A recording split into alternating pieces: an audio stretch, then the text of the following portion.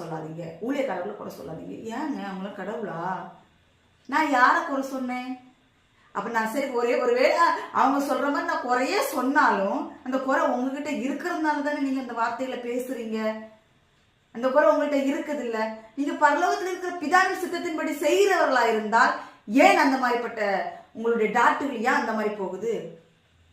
கர்த்தருடைய பிள்ளைகளே, இந்த நான் அந்த கர்த்தருடைய வார்த்தைகளை கொடுத்திருக்கிற வார்த்தைகளை நான் என்ன சொல்லியிருக்கிறேன்னா, நீங்க ஏன் பணங்களை கொண்டு இப்படி கோடி கோடியா கொண்டு சபையில கொண்டு போடுறீங்க, கோடி கோடியா நீங்க ஏன் காணிக்கைகளை வாங்கி இப்படி ஆடம்பரமா வாழ்றீங்க நான் கேட்டா ஏன் ஊழியக்காரங்களை குறை சொல்றீங்க?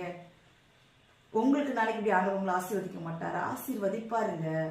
கர்த்தர் ஆசீர்வதிக்கிற தேவன். ஆனால் அந்த ஆசீர்வாதத்தை நம்ம எப்படி, கர்த்தருடைய பணத்தை நம்ம எப்படி செலவழிக்கிறதுங்கிறதா முக்கியம். கர்த்தருடைய பணத்தை நான் நல்ல மாடல் மாடலா ஒரு 10-15 செப்பலை வாங்கி அடுக்கி வச்சு